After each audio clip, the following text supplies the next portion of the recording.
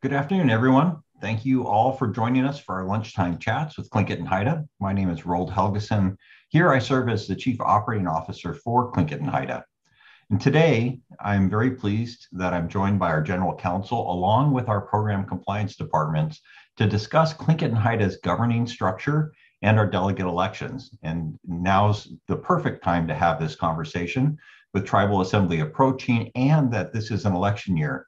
We thought it would be a good time to give you some history and inform our tribal citizens on some of the aspects of our governing structure and the delegate process. I should say the delegate election process. So let's introduce our guests, and perhaps first we could start with our General Counsel, Maddie. Hello, good afternoon. My name is Madeline Soboleff-Levy, and I serve as the General Counsel for Tlingit Haida. Haidulai Dekinada. Excuse me, Haidulai Kinadikiang. I've been working on my Hadkil and introducing myself in Hadkil with my Hadkil name.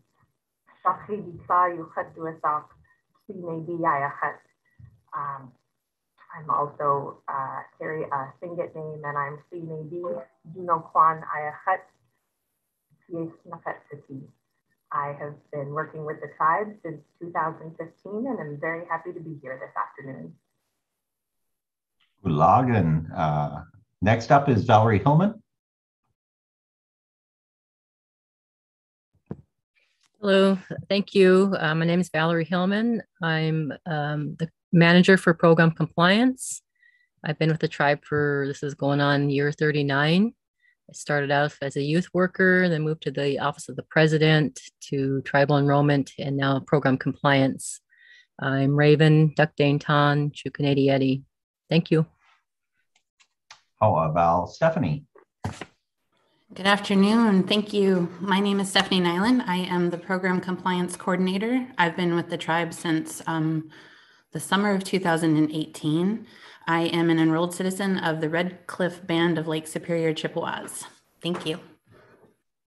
How, Stephanie? Well, we appreciate that you're all joining us today. If we can move to the next slide.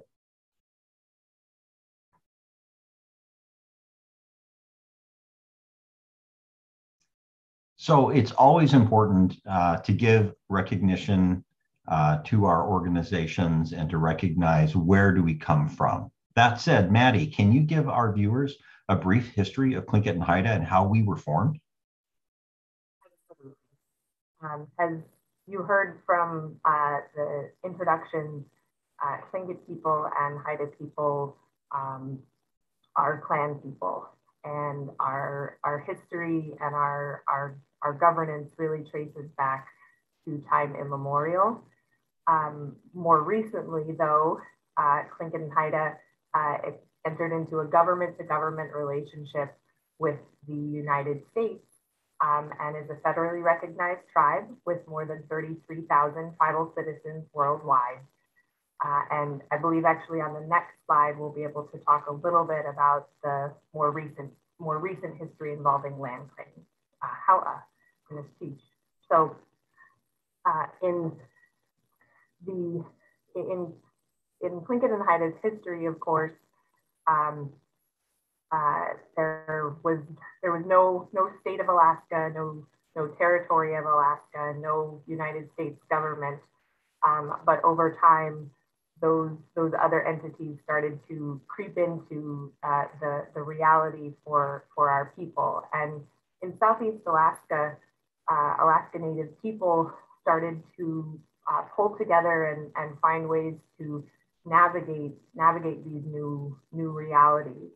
In 1912, the Alaska Native Brotherhood was formed. In 1915, the Alaska Native Sisterhood was formed. And ANB and ANS served some important roles. They served to pursue civil rights for Alaska Native people, Tlingit, Haidas, Tsimshians, and other Alaska Native folks here in Southeast. But they also served to pursue land claims on behalf of the Indigenous people. And after much debate, in 1929, the Brotherhood adopted a resolution to call for moving forward with a land claims case. And The case was promptly moved forward and filed, but unfortunately the case was rejected because a case in the Court of Claims needed to be filed by a tribe. And the case had been filed on behalf of Tlingit and Haida people. Turning to Congress for some relief, the Congress adopted a Jurisdictional Act in 1935 that was the first step in Tlingit and Haida's recognition. And I'll say it was June 19th, 1935, which Tlingit and Haida still celebrates today as Tlingit and Haida Day. And for just a little further history, the case moved forward.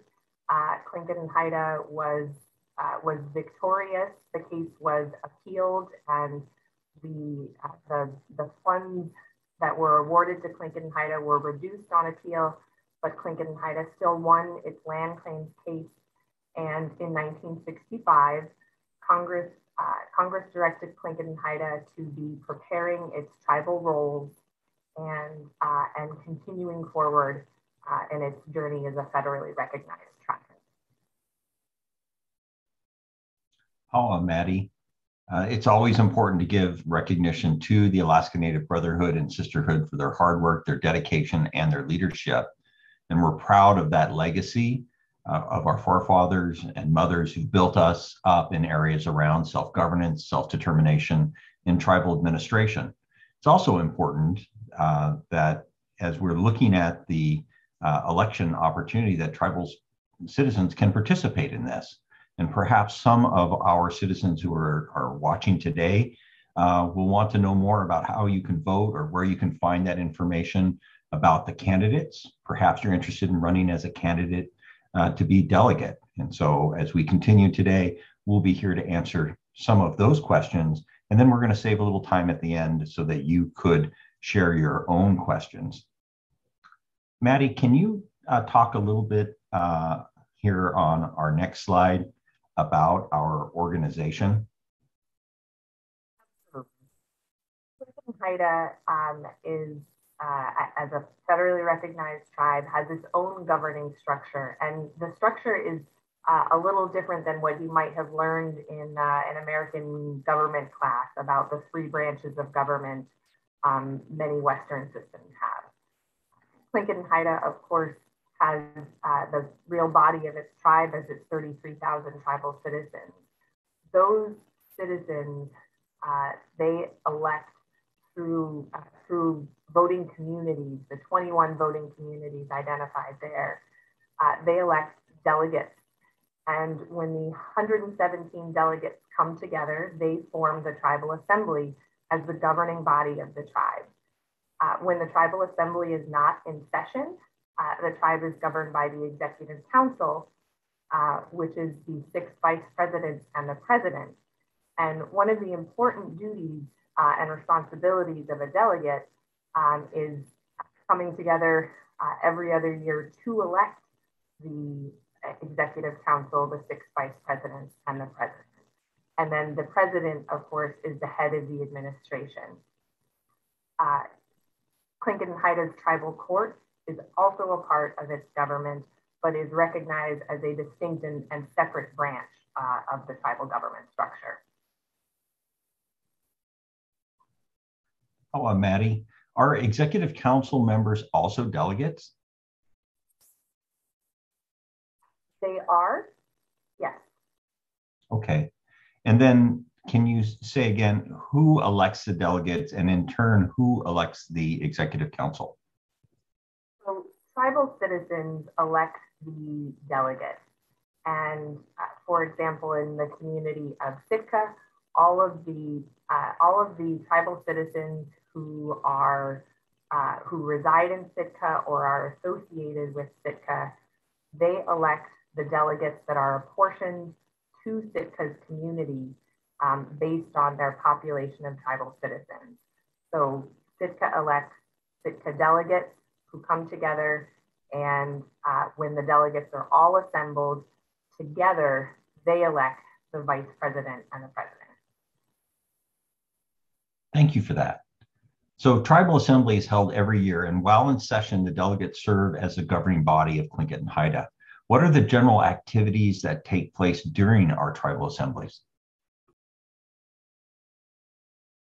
During tribal assembly, there can be a lot of activities. There are some very typical opening events. There are the call to order.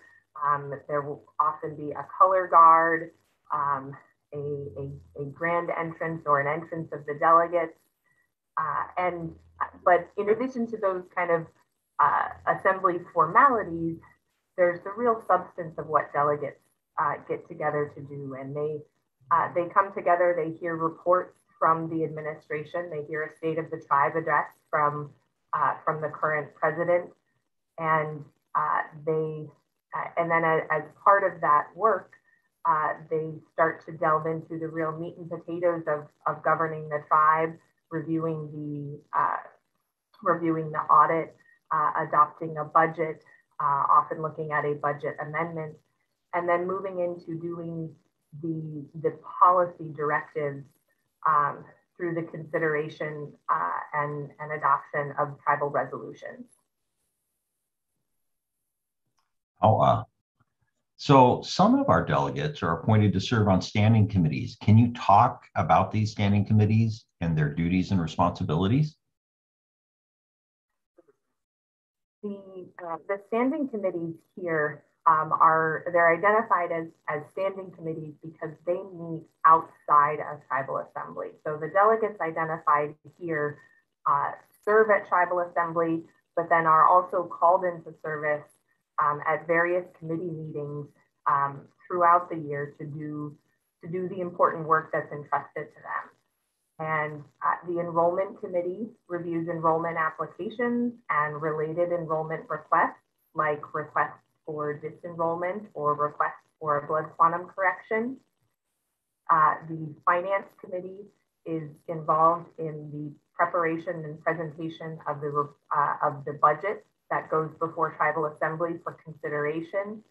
The Audit Committee, as you might expect, reviews the audit and supports the presentation and consideration of the audit at tribal assembly. The Judiciary Committee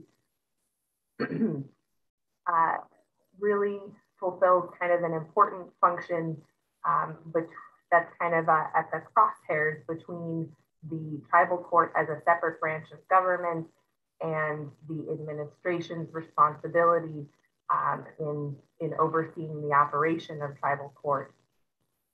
So the delegates there fulfill a number of functions. They also, in addition to reviewing tribal court statutes, they support the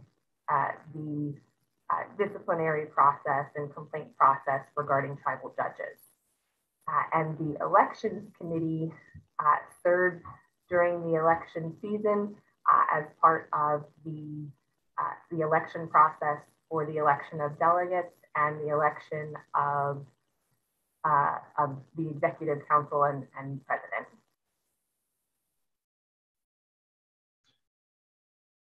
So in addition to our delegates and our Executive Council, we have several Tlingit and Haida community councils. How do they fit within the governing structure of Tlingit and Haida? The 21 community councils are the same 21 communities that elect delegates to tribal assembly. And these 21 communities have the ability, they're empowered to be meeting and operating outside of tribal assembly. As a community council, they can be serving Tlingit and Haida and serving its tribal citizens, meeting on a basis that meets their needs, governing and operating by a local community council constitution. And you can find more information on Clinkette and Haida's website about these different community councils. And some of them have Facebook pages, some of them have web pages with more information and more detail. So you said delegates can also be members of our Tlingit and Haida community councils. What is the relationship between a delegate and the Tlingit Haida community councils? The delegates and their relationship to the community council, as was said on a slide earlier, delegates, I think one of their most important duties is their service at tribal assembly when they come to Juneau and do that business, but they really continue to serve their communities on a year-round basis. And so their relationship to community councils is that the delegates are really the kind of corpus of the community council, and there can be additional community council members who come together and serve these different 21 community locations.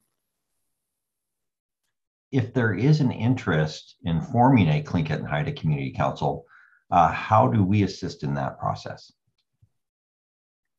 Tlingit Haida, the Program Compliance Office is able to provide support to identify the current constitution for a community, support a constitutional meeting and potential constitutional revisions if the community is interested in that.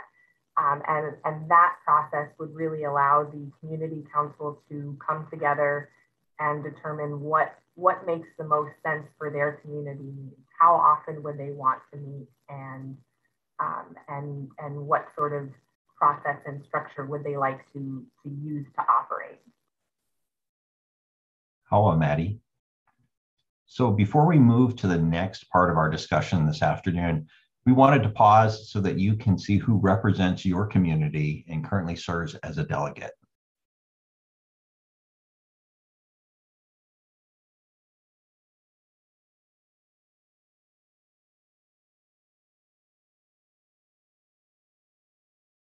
Now that we've discussed the framework for Tlingit Haida's governing structure, let's talk about the delegate election process. The general elections of delegates to our tribal assembly are held every even-numbered year, so that this year then is an election year. There's a lot of coordination that goes into the delegate elections. Val and Stephanie, can you talk about your role in the delegate election process? Sorry, I was going to mute. Sure. Our office, as you see the rules for the election of delegates, we coordinate the communication between all 21 communities that Maddie had mentioned earlier. We oversee the election process. It usually starts in October all the way through March. The third Thursday in March is the election for all 21 communities.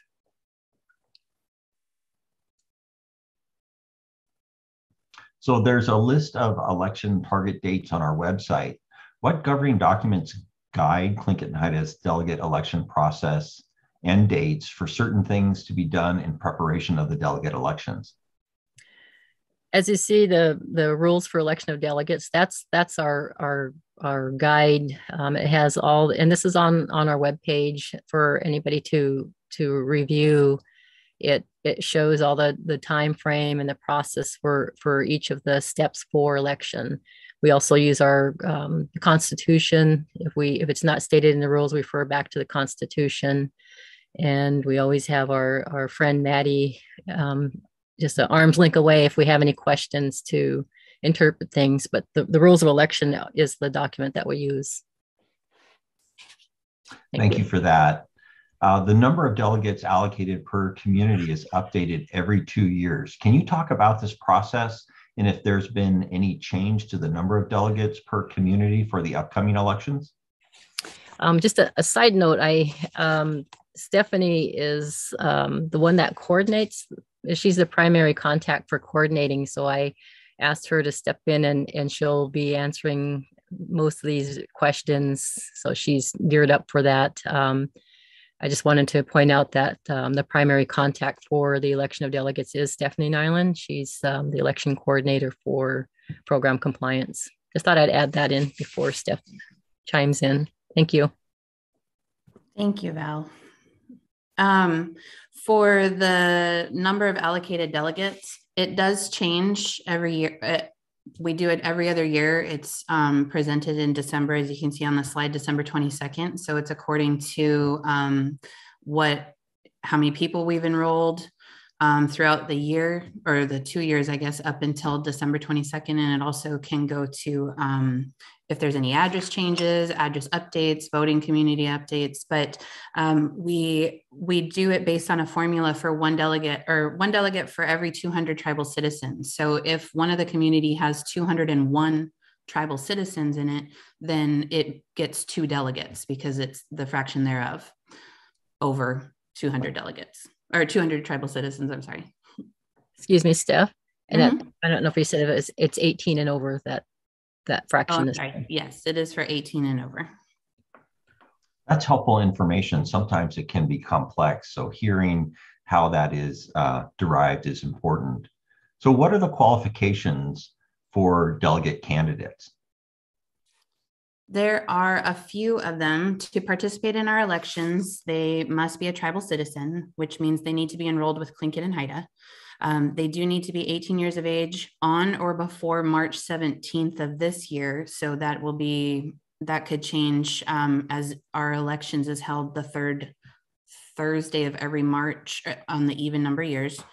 They do need to submit a declaration of intent to serve form by the date set for their community, which could change and vary depending on if they hold a meeting. And they cannot be a current employee of Clinquette and Haida or have been employed with the tribe 60 days prior to the delegate election. So where can tribal citizens go to find more information on the delegate election, such as the community's nomination meeting or nomination period, if they're interested in being or running as a delegate? On our website, the Clinquette and Haida website has all of this information that you can see displayed on the screen. And it also has the website down there, but everything is kept up to date. The communications department is good about keeping continuous updates posted. Can you talk about the balloting method for each community? Sure. For out of the 21 communities, 2 of them selected absentee voting ballot. So that's the 2 larger communities that we have, Seattle and Juneau. The remainder 19 communities will be held by electronic voting. How, Stephanie? So as you can see, delegates are an important part of our governing structure. There is a responsibility that comes with holding an elected office at Clinquette and Haida as a delegate. Delegates are issued Clinquette and Haida email accounts upon election, so it's important for delegates to monitor their email, engage tribal citizens in our communities, and to work with the Clinquette and Haida Community Council to bring forward resolutions to tribal assembly. There are some commonly asked questions pertaining to delegate elections.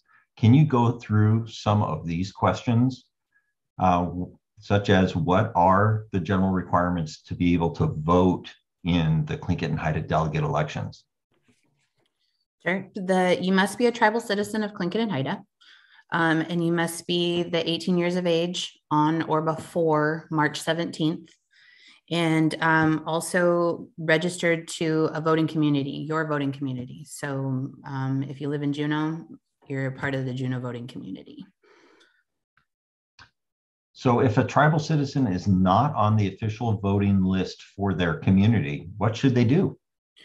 They can contact the program compliance office, and we will, email is the best way with, I think, oh, it's not on there, but there's, we'll have our contact information is on the website for emails. But also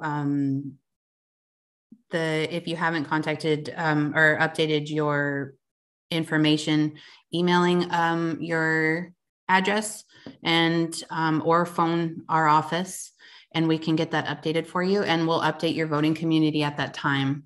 Like I said, if you live in one of our 21 communities, you're automatically put into that community.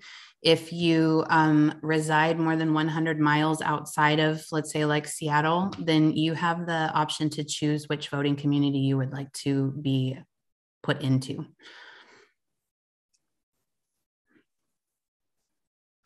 Are there important dates to remember for our delegate elections?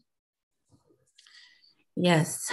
As you can see on here, we have our voting Instructions, our voting ballots or information will be mailed as of February 15th. On February 16th, our voting opens. So there's a 30-day period, and it will close on 4:30 p.m. on Alaska Standard Time for March 17th. So there is a good window for people to cast their ballots, both electronically or for us to receive their absentee ballot in the mail. So once the nomination period is closed for the delegate elections, is there a candidate list that's posted somewhere for tribal citizens? Yes, sir. It'll be posted on our Clinquette Haida website, and it will be posted before February 12th. After we certify all of the candidates for the declaration of intent to serve forms, gives us a little bit of time we do go through each one of them and certify that they are enrolled. So now let's move a little bit to the election of our president and our vice presidents. As we touched on earlier, delegates are elected to the offices of Tlingit Haida during tribal assembly every even numbered year. Do you have to be a delegate first in order to run for president or one of the vice president seats?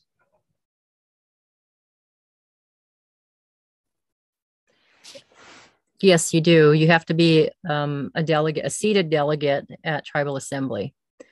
The only exception is the incumbent president does not have to be a delegate.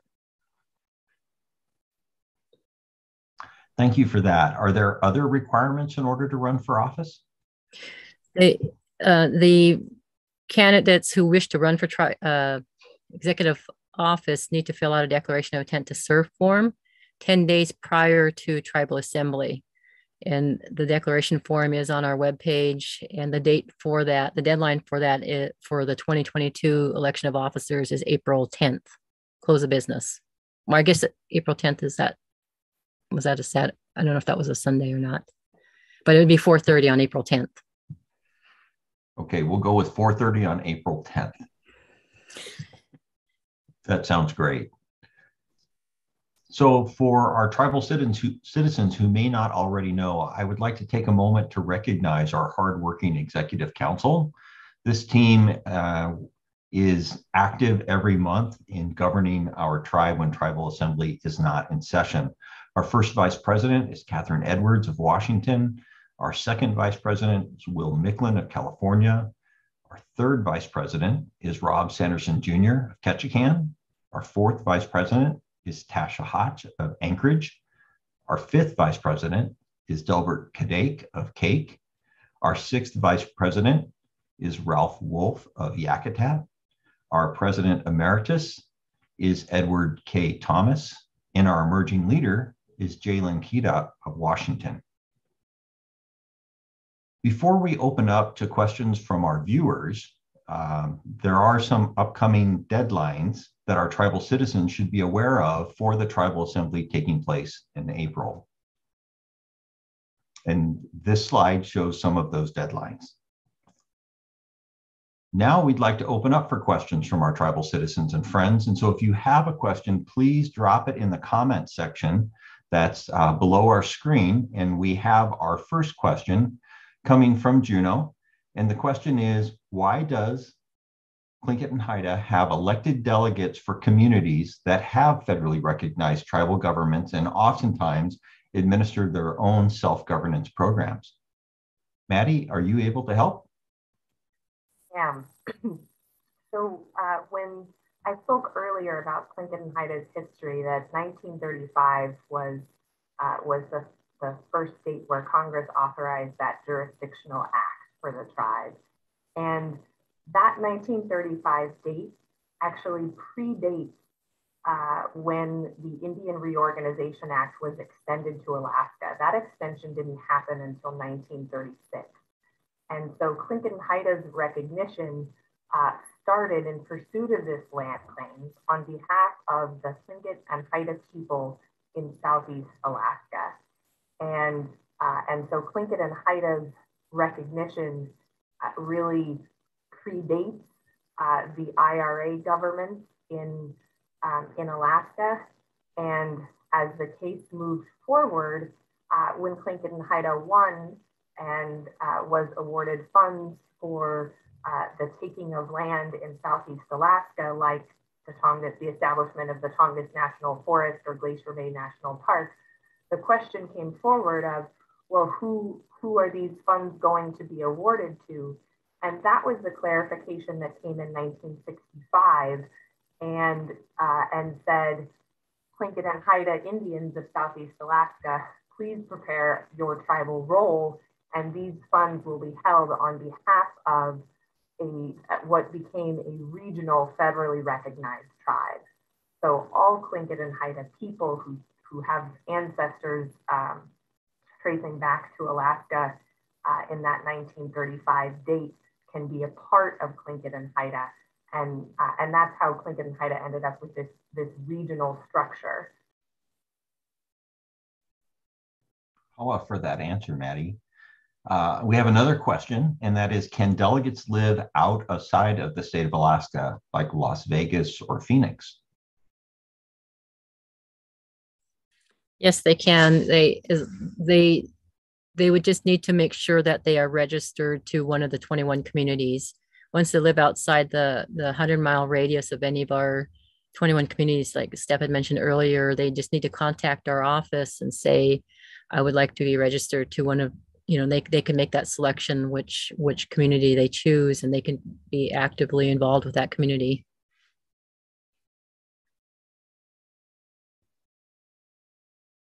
Val. The next question is, how can we get to know our delegates and our delegate candidates better?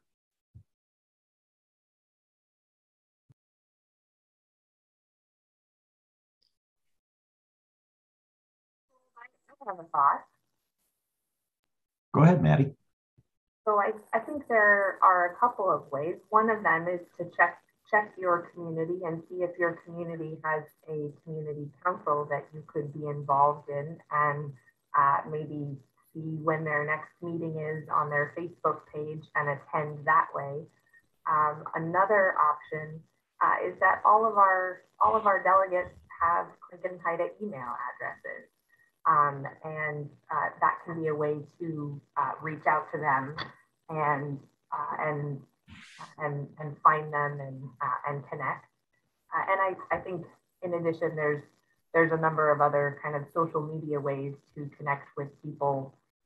But the Tlingit Haida website would identify the delegates for your individual community, and that's a good starting place to just see who they are. And then you might bump into them in the grocery store, and that's the best place to start.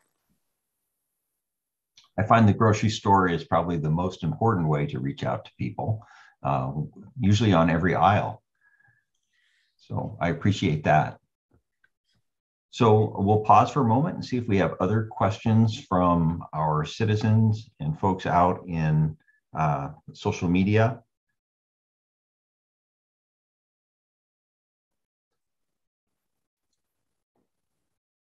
So we have a new question. We appreciate that. And it says, are there term limits for delegates?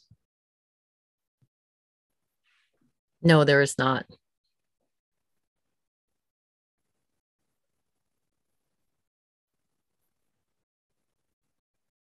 So another question is, if you don't have Facebook access, is there a way to reach out to the council or delegates to get to know them better? I'm asking because not everyone I know struggle to access social media. Is there a link or site one can access for the meetings? I think what Maddie touched on earlier with using email would probably be a good alternative to the social media part. Or if you in your local community are able to, they do post, I'm not sure, because each one does a little differently, but for the community councils, but I think that was a good suggestion from Maddie, is the emails and the community council somehow. The social media is just a bonus for us to have for all of us that have social media, but email is an excellent alternative if they have that capability. Absolutely. And that's great about the email is you can use your delegate email. That's one more way to reach out to folks. So there's another question. It says, did enrollment get a lot of the tribal citizens in the past 2 years due to the COVID distribution? And did Anchorage get more members to serve? I assume that's delegates to serve due to these increased citizens? Well, I think we got a lot of contact information. We enrolled, I believe, over 900 at our November meeting. So Steph's team has been extremely busy with the updates, and that's just people that were currently enrolled. They just had moved to a different address. Steph, you might speak to the delegate allocation changes if there were any on that. I believe that there was an increase to Anchorage by 1, if I remember right. I think that it went from 10 for the 2020 election, from the 2020 to 11. So there was an increase. There was an increase. Like Val said, we did enroll over 900 new tribal citizens just from November, which in the past years, that's more than we've done in a year sometimes. So that's and that's just one meeting there, and all the updates that we're getting from the COVID related funds that have gone out, the relief from both CARES and the rescue. So we've got a lot of updates being done as well. How about for that, Stephanie and Val? I think that shows this number of tribal delegates changing every 2 years in action. And I appreciate you spending the time to describe specifically how did Anchorage change in that case. So a question has come in and says, what are the specific duties of a delegate? Maddie, could you cover those? I think the foremost duty of a delegate does relate to tribal assembly. In order to even be seated as a delegate in an election year, you need to be able to attend and participate in tribal assembly. And so that's the biggest duty. But as when tribal assembly is convened, then the delegate is a part of the governing body of the tribe. And maybe one of the best places to look is the tribal constitution in Article 7 to see what the powers of the governing body of the tribe are, to see what are some of the things that our delegates are able to guide and direct for Tlingit and Haida. And you see some of that in if you review the minutes, but you can also see evidence of those actions in the tribal assembly resolution. How about Maddie? So the next question is, how many tribal citizens would it take to form a community council and potentially have a delegate from Arizona or Colorado? I was just looking that information up in the rules of election. It does speak to that. A community must have at least 200 eligible voters over the age 18 and they would maybe Maddie can go through that process of that, but the number is they have to have over 200 18 and over registered to that specific community. Thank you, Val. Maddie, is there anything you want to add to that? I would just add that there, as Val mentioned, there is a little bit of a process for Clinquette and Haida to go through in order to designate a new community. And the rules of election right at the beginning lay out what that process is. So there's a need to get a resolution signed by at least 25 of those tribal citizens residing in the community. And then ultimately there would need to be a vote of the tribal assembly in order to establish a new community council location. Thank you for that, Maddie. I think the next one is the question of the day. And that is, will Tribal Assembly be virtual or other? And when would it be determined?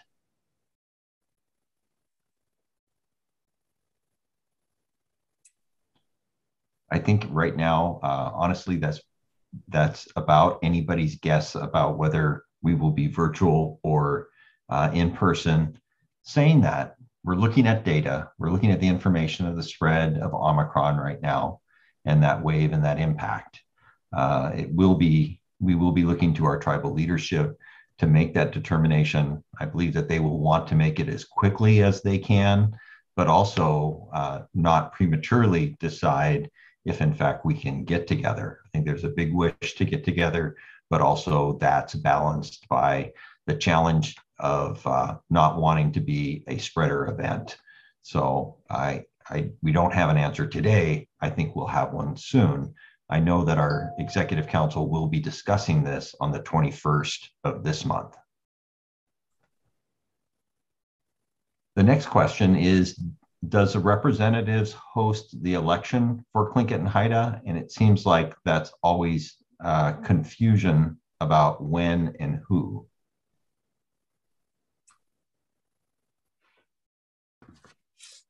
I'm not sure if that is that question to as for per community. Each community is assigned an election official by the local community council, and if they're unable to get a local election official, then program compliance will help them oversee their election in that community. If they were not able to find somebody to help them.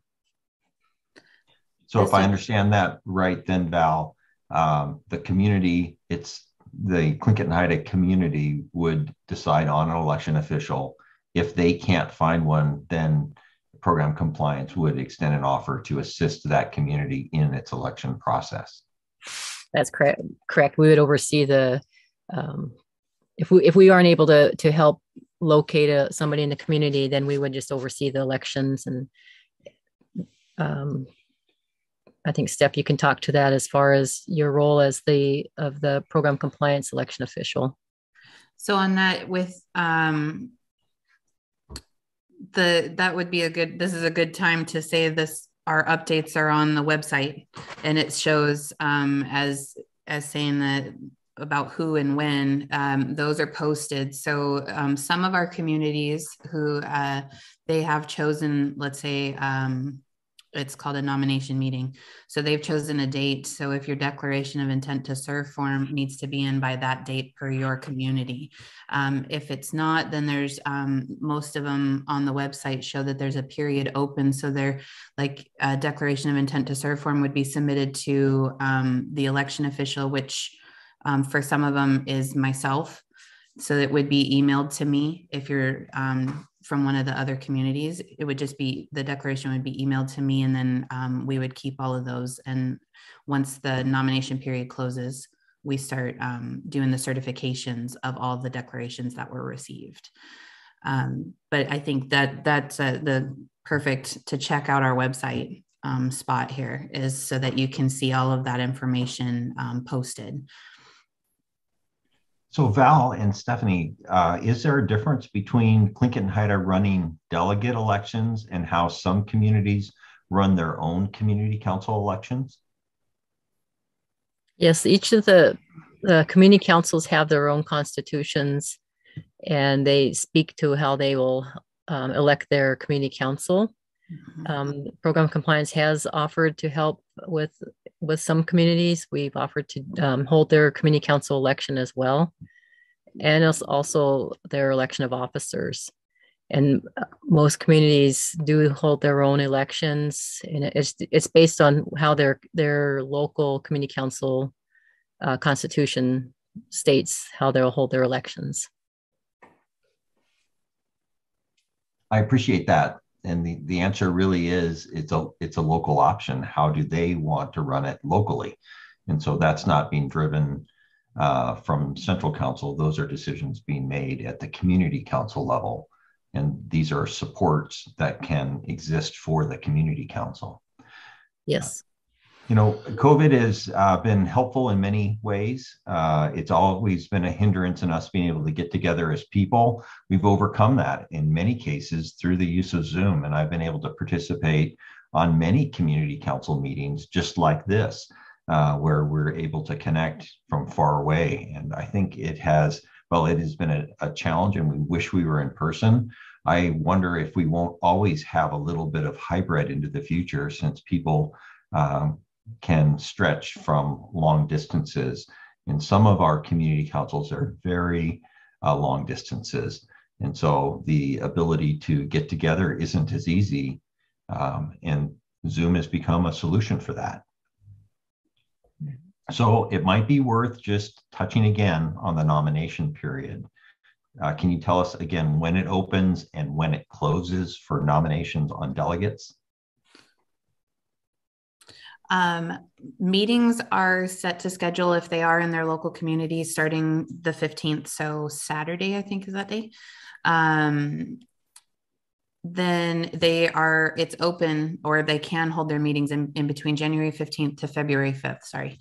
And then some of the nomination periods, if they're just left open, it will close on close of business February 5th. That's the last day for, depending on the community, if you can submit your declaration of intent to serve form.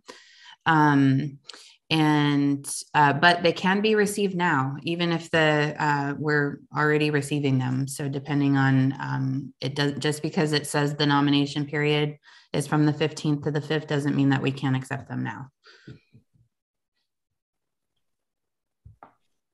This is all very good information. I appreciate it. We do have a question that what if a community doesn't have an active local community council?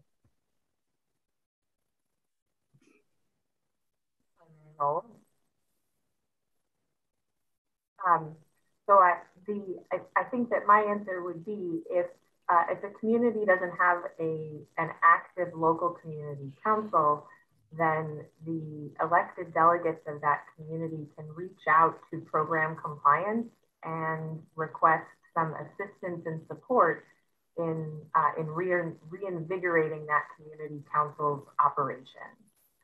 So Tlingit Haida program compliance and the administration stands ready to really provide support for community councils who want to be meeting regularly or convening to do the business of our tribal citizens and our community council locations.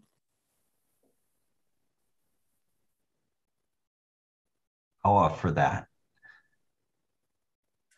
All right. Well, seeing no other questions out there from our citizens in the social media, we will close out our session, and we want to we want to thank you as our citizens for tuning in. We've randomly drawn some names from those of you who have hit like in the Facebook event. I also want to thank our panelists, Val and Stephanie from Program Compliance, and then Maddie from our General Counsel. They've been our rock stars today, presenting great information about our governance and our election process. And I can announce that our door prize winners for today are Deanne Lampy and Michael Abbott. So congratulations to both of you on being door prize winners today. Please message us through our Facebook page and provide us your mailing address so we can get those prizes off to you in the mail. Well, this concludes our lunchtime chat. We hope that you've enjoyed this conversation and that our tribal citizens have learned something about our activities here at the tribe, our programs, and our services. And don't forget to join us at the next lunchtime chat on January 27th. Special thanks to our sponsors, Sacred Grounds, Smokehouse Catering, Sacred Shine, and our Elizabeth Pradovich Hall. Hawa for joining us this afternoon. We appreciate your attendance. Have a great day.